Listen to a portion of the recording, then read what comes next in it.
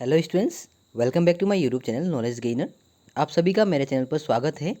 And सबसे पहले आप सभी को all the best for your upcoming exams, जो कि कल इंग्लिश क्लास 9 एंड 10 का सेवा बोर्ड का एग्ज़ाम है। तो उसके लिए आप लोग को ऑल द बेस्ट, अच्छा एग्ज़ाम करके आएँ।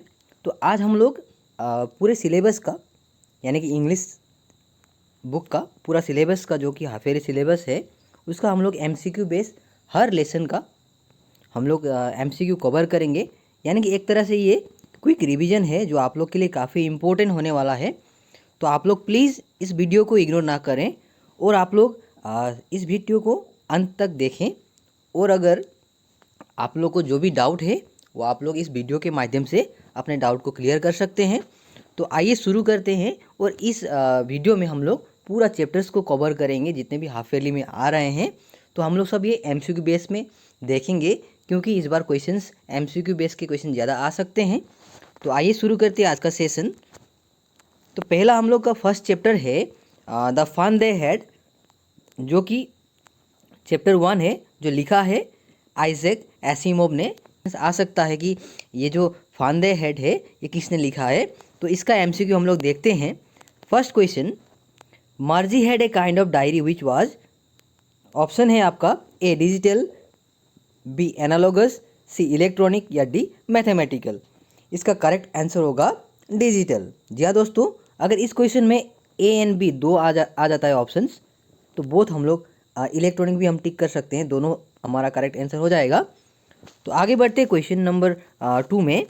क्वेश्चन नंबर 2 में है Margie had never seen the real book, so she, option A है felt excited, B wanted to see wanted to have, या D wrote about it in her diary. इसका answer होगा option D, wrote about it in her diary. याद रखिएगा। Question number 3, the book was, इसका answer होगा very old. Next question, question number 4, the pages of the real book were yellow and क्रिंकल्ड। याद रखिएगा, जो book का जो पेज था वो कैसा था, yellow and crinkled. Next question, Margie's, यहाँ पे ये ई होगा, Margie's book could be read only. इसका आंसर होगा ऑन टेलीविजन स्क्रीन। याद रखिएगा। आगे बढ़ते अगले क्वेश्चन की ओर। क्वेश्चन 7 में है why did the words of the real book stand still. इसका आंसर होगा option C, because they were printed on paper. Next question, what according to Tommy will someone do after going through with the book. इसका answer होगा option C, throw it away. यानी कि उस समय का बात कर रहा है यहाँ पे टॉमी, क्योंकि उस समय ऐसे बुक्स नहीं थे। तो अगर किसी को मिल जाए ये बुक, तो वो क्या करेगा, ये इसको फेंक देगा, क्योंकि उसके लिए ये वेस्ट है। Next question, a telebook can be read, telebook हम लोग कहाँ पे पढ़ सकते हैं। इसका आंसर होगा option C, on a television screen. Next question, how old was Margie. 10 number question में है मर्जी का उम्र कितना था। इसका आंसर हो जाएगा B, option B, 11 years. Next question, 11 number question, how old was Tommy. Tommy का उम्र कितना था। इसका आंसर होगा ऑप्शन डी, यानी कि 13 years. Next question, question number 12, what was the real book about. यानी कि जो रियल बुक था वो किसके ऊपर आधारित था। इसका आंसर होगा option B, school. Next question, who was a round little man with red face. इसका आंसर होगा option C, the county inspector. Next question, what did county inspector do. यानी काउंटी इंस्पेक्टर क्या करता है। इसका आंसर होगा took the teacher apart. यानी कि जो कंप्यूटर था उस कंप्यूटर को अलग करके वो उसको बना रहा था। Next question, what मार्जी hat most. मार्जी किस चीज़ को ज़्यादा नफरत करती थी। इसका आंसर होगा ऑप्शन डी, द स्लोट। याद रखिएगा। नेक्स्ट क्वेश्चन, व्हेन डिड मर्जी लर्न पंच कोड। मर्जी ने पंच कोड कब सीखा था। इसका आंसर होगा when she was 6 years old। Next question, who calculated marks for her. इसका आंसर होगा the mechanical teacher. Next question, merge is progress was, इसका आंसर होगा ऑप्शन डी सेटिस्फैक्टरी, क्योंकि वो जियोग्राफी पे यानी कि काफ़ी ख़राब परफॉर्मेंस कर रही थी, इसीलिए इसको हम लोग सेटिस्फैक्टरी बोल सकते हैं, ना कि स्लो, फास्ट और टू क्विक। तो ये तो था लेसन 1 का एमसीक्यू। अब आगे बढ़ते हैं लेसन 2 की ओर, यानी कि चैप्टर 2, यानी कि द साउंड ऑफ म्यूजिक, जो कि पार्ट 1 और पार्ट 2 में डिवाइडेड है। और जो पार्ट 1 था वो किसने लिखा है? देबोरा काउली, याद रखिएगा, ये भी आ सकता है एग्जाम में। तो इवेलिन ग्लेनी के बारे में है पार्ट 1 में, हम देखेंगे अभी इवेलिन ग्लेनी के बारे में एमसीक्यूज। तो आइए देखते हैं। Question 1, Evelyn was a teenager fresh from, यानी कि जो इवेलिन थी वो कहाँ से थी? ऑप्शन, इसका आंसर हो जाएगा ऑप्शन ए स्कॉटिश फॉर्म, याद रखिएगा। Next question, Evelyn loss of hearing has been, अब जो इवेलिन का जो सुनने का क्षमता जो ख़त्म हो गया था वो कैसे, मतलब धीरे धीरे ख़त्म हुआ या अचानक या क्विकली? इसका आंसर होगा ऑप्शन सी ग्रेजुअली और gradual. Next question, question number 3, Isabel Glennie was Evelyn's, इसका आंसर होगा ऑप्शन बी मादर, याद रखिएगा। Next question, Ron Forbes was a, अब रॉन फॉब्स कौन थे? ऑप्शन बी पार्क्यूशनिस्ट, जिन्होंने इवेलिन ग्लेनी को म्यूजिक सेंस करना सिखाया। Next question, what is the name of the master percussionist who praised Evelyn, अब यहाँ पे दो मास्टर्स के नाम आप लोग को याद रखने हैं। एक तो हम लोग रॉन फॉब्स जो कि इवेलिन के टीचर थे, दूसरे एक जो कि पार्क्यूशनिस्ट थे जिन्होंने इवेलिन को प्रेज किया था, वो थे जेम्स ब्लेड्स, याद रखिएगा।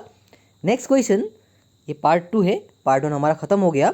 अब पार्ट 2 जो कि बिस्मिल्लाह खान के बारे में है।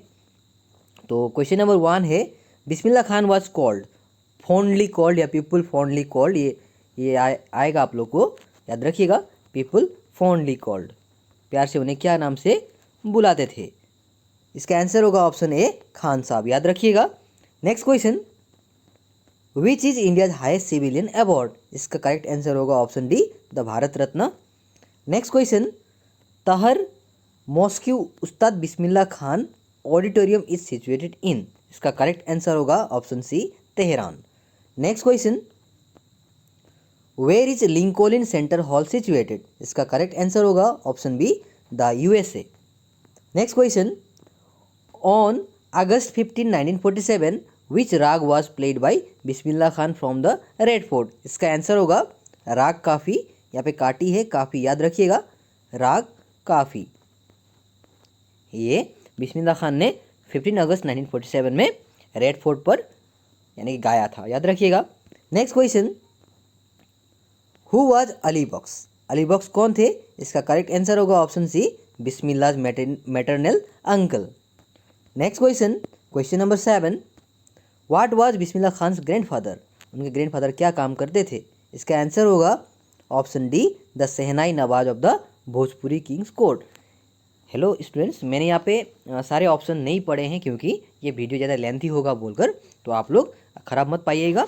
तो मैं डायरेक्ट आंसर्स को कर रहा हूँ क्योंकि टाइम बहुत कम है आप लोग के पास, तो इसीलिए हम लोग डायरेक्ट आंसर्स को देखेंगे। ये क्विक रिवीजन है, मैंने ऑलरेडी मेंशन किया हुआ है। तो नेक्स्ट क्वेश्चन देखते हैं। क्वेश्चन नंबर 8 में है, where did Bismillah Khan regularly go to sing Bhojpuri थलत, इसका आंसर होगा option A Bihari ji temple, याद रखिएगा, Bihar. Next question, what credit is given to Ustad Bismillah Khan regarding shehnai, इस क्वेश्चन का करेक्ट आंसर होगा option C bring shehnai on to the classical stage. Next question देखते हैं, question number 10, what was the source of inspiration of Bismillah, यानी कि बिस्मिल्लाह खान का सोर्स ऑफ इंस्पिरेशन उन्हें कहाँ से मिला था? इसका करेक्ट आंसर होगा ऑप्शन सी गंगा घाट्स। ये तो था चैप्टर 2 का पार्ट 2 जो कि बिस्मिल्लाह खान के बारे में एमसीक्यूज थे।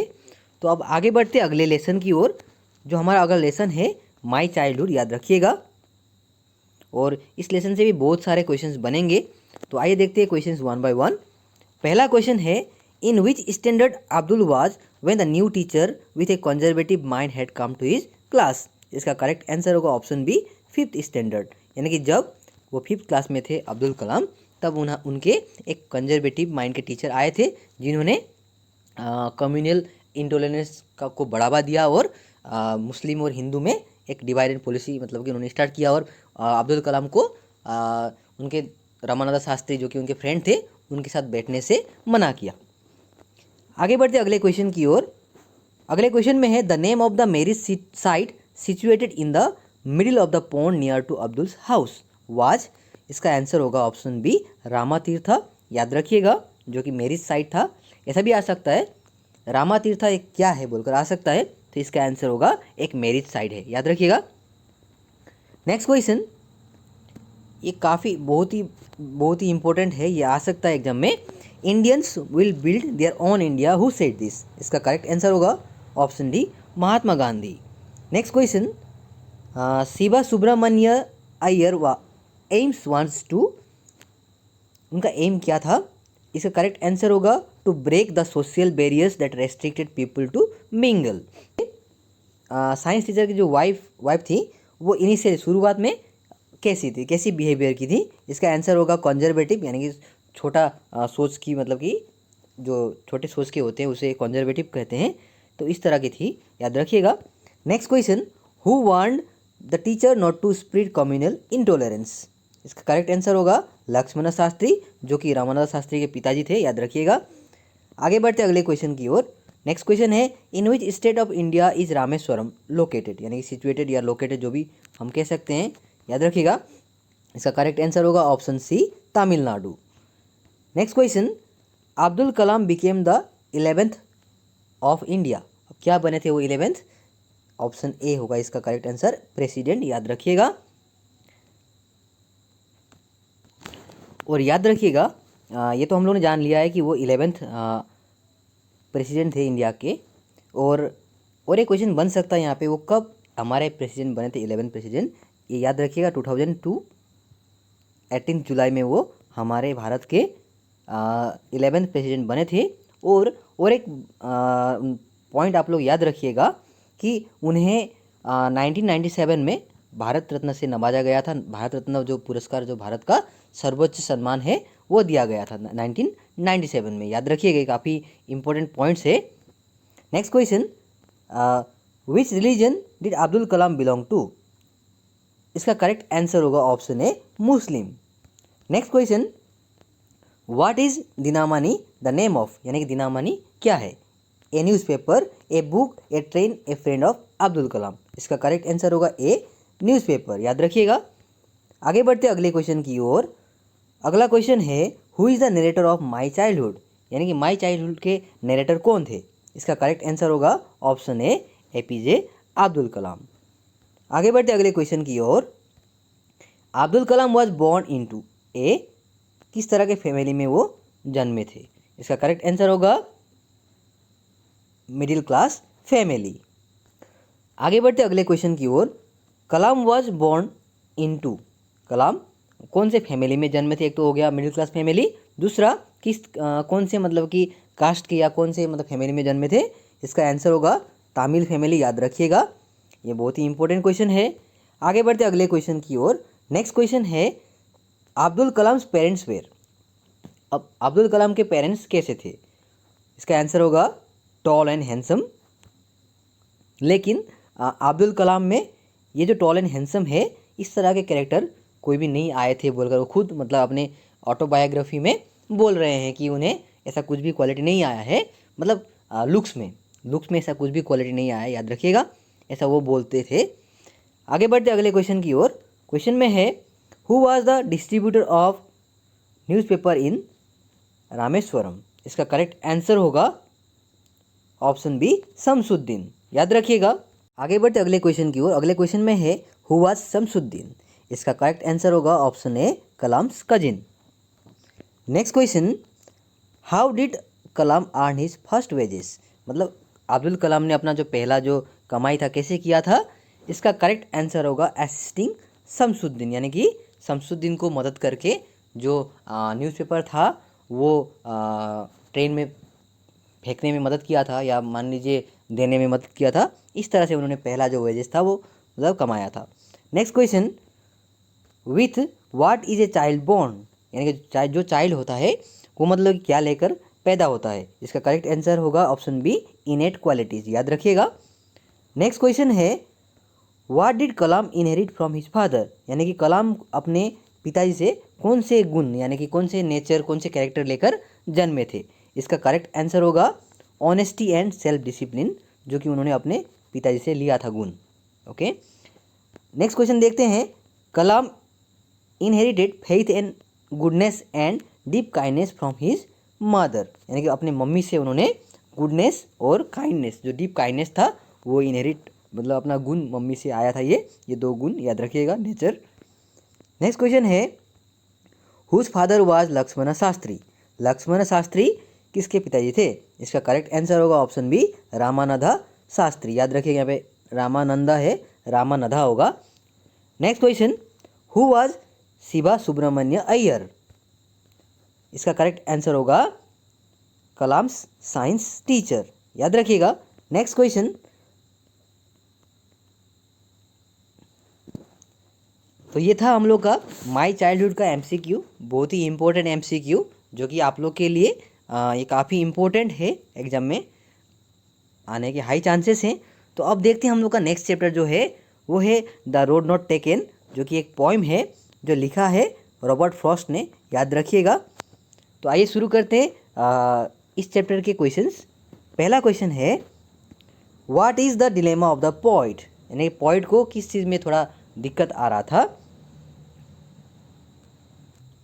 इसका करेक्ट आंसर होगा option A, whether he will be able to come back to the second road और नॉट। आगे बढ़ते अगले क्वेश्चन की ओर। क्वेश्चन नंबर 2 में है, what does the poet decision of taking less travel road signify, यानी कि पोइट ने जो लेस ट्रेवल रोड सेलेक्ट किया था, इससे पोइट के कौन से मतलब कि क्वालिटी के बारे में हमें मतलब पोइम से सीखने को मिलता है या जानने को मिलता है। इसका करेक्ट आंसर होगा ऑप्शन ए, पोइट्स रिस्क टेकिंग हैबिट। आगे बढ़ते अगले क्वेश्चन की ओर। नेक्स्ट क्वेश्चन में है, what does the choice of A road signify, अब जो चॉइस था रोड का जो उन्होंने चूज किया था, इससे हम लोग क्या जान सकते हैं, क्या सिग्निफाई करता है पोइम। इसका आंसर होगा option C, toughness of a choice and decision in life.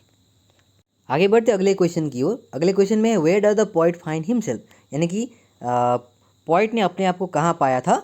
इसका करेक्ट आंसर होगा option D, on A fork, यानी कि जो डाइवर्स रोड था ऐसे करके दो तरफ जो गया हुआ था, तो उस तरह अपने आप को यहाँ पे पाया था उन्होंने। तो वो डिसाइड करने में थोड़ा मतलब कि असमंजस में पड़ गए थे कि कौन से रोड को वो चूज करना है। तो आगे बढ़ते अगले क्वेश्चन की ओर। नेक्स्ट क्वेश्चन में है, what do yellow woods represent, yellow woods मतलब हमें क्या इशारा करता है। इसका करेक्ट आंसर होगा ऑप्शन बी, ओल्डर पीपल।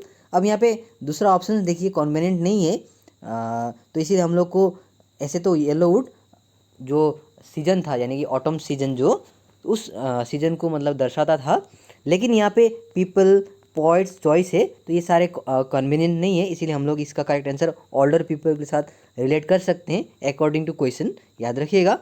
आगे बढ़ते अगले क्वेश्चन की ओर। नेक्स्ट क्वेश्चन है, why was the poet able to travel one road only, यानी कि जो पोइट थे वो पोइट क्यों एक ही रोड मतलब कि एक ही रोड में ट्रेवल कर पाए। इसका आंसर होगा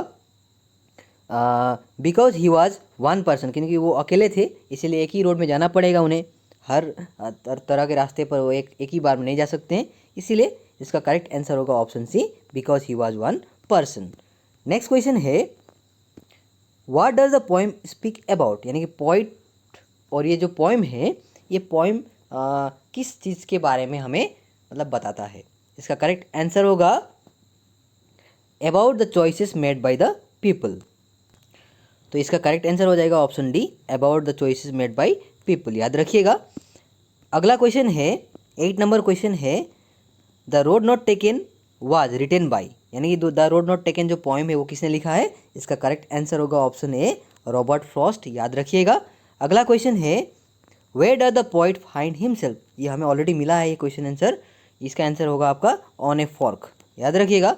next question, the colour of the wood was, जो वुड का जो कलर था कैसा था, येलो था। आगे बढ़ते अगले क्वेश्चन की ओर। नेक्स्ट क्वेश्चन है, ग्रेसी पाथ मीन्स, यानी कि ग्रेसी पाथ का मतलब क्या है। इसका आंसर होगा अनयूज्ड रोड, याद रखिए। ग्रेसी मतलब कि जो ग्रास उगे हुए थे अब वो ग्रास मतलब कि ऐसे ग्रास उगे हुए हैं, बहुत लंबे लंबे ग्रास उगे हैं। इसका मतलब क्या है, यहाँ पे कोई आदमी या इंसान नहीं मतलब कि मूव किया हुआ है, वो वहाँ से कोई भी नहीं गया हुआ है, नहीं चला हुआ है, इसीलिए ये जो रोड है ये अनयूज्ड है। तो इसी का मतलब हमें मीनिंग लिखने को बताया गया है। यहाँ पे ग्रेसी पैथ का मतलब अनयूज रोड होगा, याद रखिएगा। तो ये तो था the road not taken poem का एमसीक्यू। अब आगे बढ़ते अगले चैप्टर की ओर, जो कि the lake of isle of इनिस्प्री जो पोइम है, जो लिखा है विलियम बटलर ईट्स ने, याद रखिएगा। तो इस चैप्टर का हम लोग एमसीक्यू देखते हैं, जो कि काफ़ी इंपॉर्टेंट है। तो पहला क्वेश्चन है, what beautiful sight will he get to see there. मतलब जो लेक ऑफ इसली इनिस्प्री था, वहाँ पे पॉइंट को किस तरह के मतलब कि नज़ारे देखने को मिलेंगे।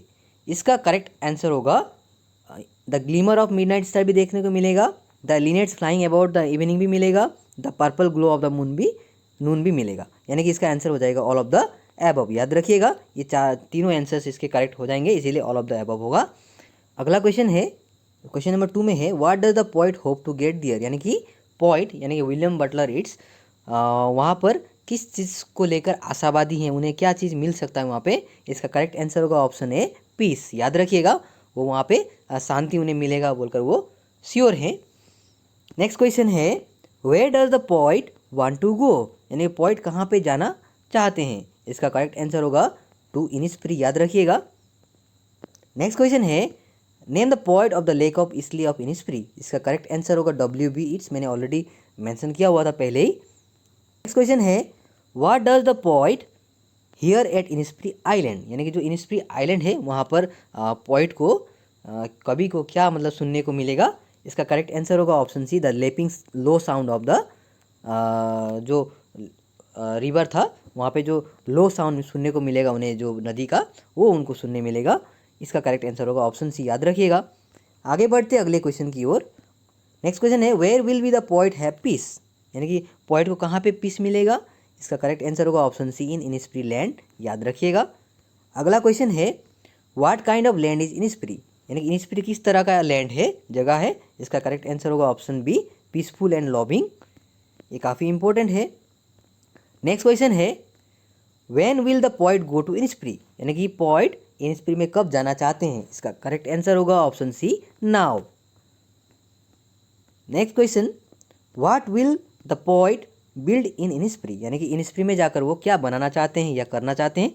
इसका करेक्ट आंसर होगा ऑप्शन सी ए स्मॉल केबिन। वहाँ जाकर एक स्मॉल केबिन बनाना चाहते हैं। अगला क्वेश्चन देखते हैं। अगला क्वेश्चन में है, what will the poet have there. यानी कि पोइट को और क्या चीज़ चाहिए वहाँ पर। इसका करेक्ट आंसर होगा option D bean rows and a hive for honey bees. और वहाँ पे बीन का जो रोज था, कितना रोज वो बनाना चाहते हैं 9। याद रखिएगा। और वहाँ पे एक हनी बीज के लिए छत्ता बनाना चाहते हैं। याद रखिएगा। नेक्स्ट क्वेश्चन है, द पोइट विल लिव दियर। अब पोइट वहाँ जाकर रहना चाहते हैं, किस तरह से, अपने फैमिली के साथ या केयरफुली या ऑल एलोन। इसका करेक्ट आंसर होगा ऑप्शन ए ऑल एलोन। याद रखिएगा। अगला क्वेश्चन है, when will he have piece from. मतलब उन्हें जब वो इनिस्प्री में जाएंगे, कब से, मतलब कौन से समय से उन्हें पीस मिलेगा, शांति मिलेगा। इसका करेक्ट आंसर होगा ऑप्शन ए मॉर्निंग। याद रखिएगा। अगला क्वेश्चन है, how will the midnight be there. वहाँ का जो मिडनाइट है वो कैसा होगा। Option C shining. Next question, where is the poet now. इसका करेक्ट आंसर होगा ऑन द ग्रे पेवमेंट्स। तो ये तो था लेक ऑफ इसली इनिस्प्री का एमसीक्यू क्वेश्चंस। अब आगे बढ़ते अगले चैप्टर की ओर, जो है ए लीजेंड ऑफ द नॉर्थलैंड। इसका जो राइटर हैं, पोइट हैं, वो है फॉइव कैरी। याद रखिएगा। तो अब हम लोग ए लीजेंड ऑफ द नॉर्थलैंड के बारे में, इसके बारे में थोड़ा एमसीक्यू डिस्कस करेंगे। आइए देखते हैं क्या है एमसीक्यू। पहला क्वेश्चन है, what happened to the old woman's cloth. यानी कि जो बूढ़ी औरत थी, उनके जो कपड़े थे वो क्या हो गए। इसका करेक्ट आंसर होगा option A they were burn black as she went up through the chimney. Next question है, what made Saint Peter angry. इसका करेक्ट आंसर होगा द वुमेन्स सेल्फिशनेस। वुमेन्स के सेल्फिशनेस के कारण सेंट पीटर को गुस्सा आ गया था। Next question, what did Saint Peter ask for from the little woman, यानी कि सेंट पीटर ने लिटिल वोमन से क्या मांगा था, क्या मतलब कि देने को कहा था। इसका आंसर होगा option A single cake. Next question, how do the children wearing furry clothes look, यानी कि जो फूरी जो क्लोथ्स था वो जब बच्चे पहन रहे थे कैसा लग रहा था उन्हें।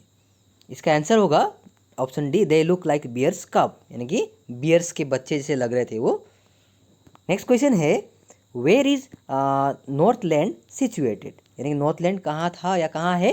इसका करेक्ट आंसर होगा option C, it is an island of New Zealand, याद रखिएगा।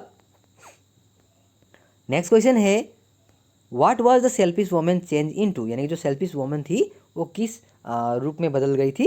इसका करेक्ट आंसर होगा इनटू ए वुडपेकर। जी हाँ स्टूडेंट्स, वो वुडपेकर में बदल गई थी।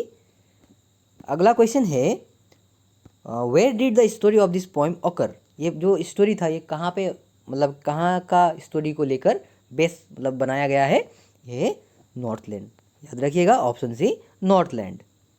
अगला क्वेश्चन है, देखते हैं अगला क्वेश्चन क्या है, which literary device has been use in this poem, यानी कि इस पोएम में जो वर्ड्स यानी कि राइमिंग वर्ड्स जो भी मतलब कि पर्सोनिफाइड हुए हैं वो कौन से लिटरेरी डिवाइस के तौर पर बनाया गया है।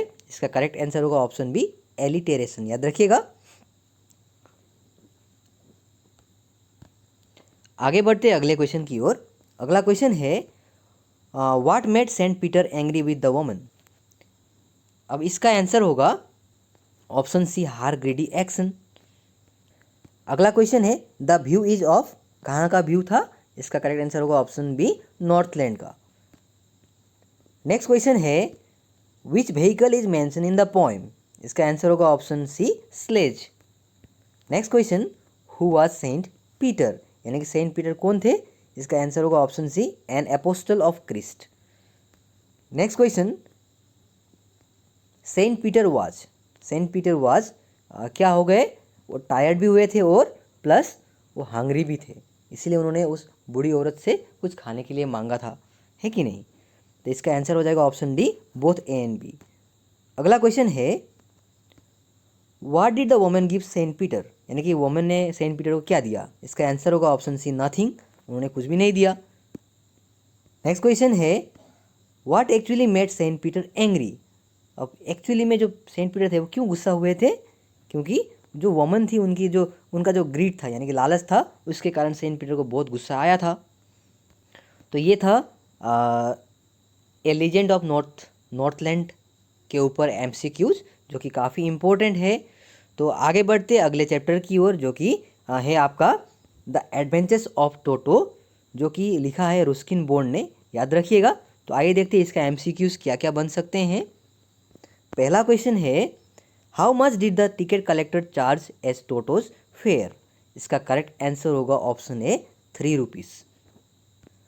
अगला क्वेश्चन है, how was Toto taken to Saharanpur, यानी कि जो लेखक थे, राइटर थे, उन्होंने टोटो को सहारनपुर कैसे ले गए थे वो। इसका आंसर होगा option C, in a canvas kit bag. Next question, where did the writer's grandfather live, यानी कि राइटर के ग्रैंडफादर कहाँ रहते थे। इसका करेक्ट आंसर होगा option A, in Dehradun. Next question number 4 में है, grandfather believe that dash added to anybody's good look. इसका करेक्ट आंसर होगा option B, a tail. Next question, what sort of relationship was there between Toto and नाना। टोटो और नाना के बीच में कौन सा relationship था। नाना कौन था, नाना डोंकी का नाम था, याद रखिएगा। इसका करेक्ट आंसर होगा, दे नेवर बिकेम फ्रेंड्स। अगला क्वेश्चन है, which other animals except Toto did accompany grandfather to Saharanpur. इसका करेक्ट आंसर है ऑप्शन सी, टॉर्टॉइज, क्योंकि नाना, डॉग और पेट कैट ये सब ग्रैंडफादर के साथ सहारनपुर में गए थे। Next question, what fare did the ticket collector charge from grandfather's as the ticket of Toto. इसका करेक्ट आंसर होगा ऑप्शन बी, 3 रुपीज़। या थोड़ा देर पहले हम लोगों ने डिस्कस कर लिया था, ये रिपीटेड क्वेश्चन है। Next question, where did the grandfather put Toto on his journey to Saharanpur. इसका करेक्ट आंसर होगा, इन ए कैनवस बैग, याद रखिएगा। अगला क्वेश्चन है, in which city did the author and his grandfather live, यानी कि जो ऑथर थे और उनके ग्रैंडफादर थे दोनों कहाँ रहते थे। इसका करेक्ट आंसर होगा option A Dehradun. Next question है how did Toto probe to other animals, यानी कि दूसरे एनिमल्स को टोटो क्या करते थे। इसका आंसर होगा ऑप्शन बी ट्रबलसम, परेशान करता था ना। Next question what did Toto tear into shreds, यानी टोटो ने किस चीज़ को फाड़ कर रख दिया था। इसका आंसर होगा option B the author's school blazer, याद रखिएगा। नेक्स्ट क्वेश्चन है what serves as a third hand to monkey, इसका करेक्ट आंसर होगा option B his tail. Next question who was Toto, इसका करेक्ट आंसर होगा ऑप्शन सी मंकी। तो ये तो था एडवेंचर्स ऑफ टोटो के ऊपर बनने वाले इंपॉर्टेंट एमसीक्यू। इसके बाद हमारा नेक्स्ट चैप्टर है वो है happy Prince, the happy Prince. उसके ऊपर जो एमसीक्यू बनेंगे वो हम लोग देखेंगे। तो आइए देखते हैं क्या क्या एमसीक्यू बन सकते हैं हैप्पी प्रिंस के ऊपर। और इसके राइटर हैं ऑस्कर विल्डे, याद रखिएगा। पहला क्वेश्चन हम लोग का है what did his courtiers call him when he was alive, यानी कि जब हैप्पी प्रिंस यानी कि जो प्रिंस थे वो जब जीवित थे तब उन्हें वहाँ के जो प्रजा थी वो क्या कहती थी। इसका करेक्ट आंसर होगा option A the happy prince, याद रखिएगा। अगला क्वेश्चन है what was the trouble to the playwright, यानी कि जो प्ले राइट थे उन्हें क्या प्रॉब्लम आ गया था। इसका करेक्ट आंसर होगा ऑप्शन बी ही was cold and hungry. Next question number 3 में है why was the boy tossing on the bed, इसका करेक्ट आंसर होगा option A because of fever. Next question है क्वेश्चन नंबर 4 में है what does the happy prince ask the little swallow to take to the poor lady, यानी कि happy Prince ने swallow को क्या ले जाने के लिए कहा था। इसका करेक्ट आंसर होगा ऑप्शन सी ए रूबी, याद रखिएगा। Next question why was the happy prince weeping, यानी कि हैप्पी प्रिंस क्यों रो रहे थे। इसका करेक्ट आंसर होगा to see the sorrows and little swallow town suffering of the people of his country, इसके लिए वो रो रहे थे। Next question what did the happy prince से was more marvellous than anything, इसका आंसर होगा आपका the suffering of man and women of his country, ये ज़्यादा मार्वेलस था। नेक्स्ट क्वेश्चन में है 7 नंबर क्वेश्चन में है where did the little swallow take the ruby to, इसका करेक्ट आंसर होगा टू द सीमेस्ट्रेस हाउस, याद रखिएगा। Next question who did the happy prince send his second sapphire, इसका करेक्ट आंसर होगा option A for the poor match girl. Next question what was the profession of the woman who was sitting in her cottage with pricked hand, इसका correct answer होगा option A सीमेस्ट्रेस। Next question number 10 में है where was the little swallow going, यानी कि जो swallow कहाँ जा रही थी। इसका करेक्ट आंसर होगा ऑप्शन ए टू इजिप्ट, याद रखिएगा। अगला क्वेश्चन है whom did the happy prince send the ruby to, इसका करेक्ट आंसर होगा seamstress a poor woman. Next question में है 12 नंबर में है where did the swallow die, यानी कि स्वेलो कहाँ मर गई थी। इसका करेक्ट आंसर होगा at the feet of the statue. जी हाँ स्टूडेंट्स, जो स्वेलो थी वो कहाँ मर गई थी, प्रिंस के स्टैचू के नीचे, याद रखिएगा। अगला क्वेश्चन है what was the body of the happy prince gilded with, इसका करेक्ट आंसर होगा थिन लिप्स ऑफ गोल्ड। और इस सेशन का अंतिम क्वेश्चन है what happens when the swallow dies, इसका करेक्ट आंसर होगा option A leaden heart of the prince was broken into 2 pieces. तो स्टूडेंट्स, तो ये जो चैप्टर्स वाइज जितने भी हमारे सिलेबस के एमसीक्यूज क्वेश्चंस थे, तो इतना ही क्वेश्चंस है और मैंने सब लेसन्स को कवर करने का कोशिश किया है। आप लोगों को वीडियो कैसा लगा है प्लीज़ कमेंट सेक्शन में ज़रूर बताएं। और मेरे जो हार्ड वर्क के लिए आप लोग प्लीज़ वीडियो को लाइक करें, शेयर करें और मेरे चैनल को सब्सक्राइब करें ताकि इस तरह के नॉलेजेबल कंटेंट्स अपकमिंग फ्यूचर में भी मैं आप लोग के लिए लाता रहूं। तो thank you so much and all the best for your upcoming exams.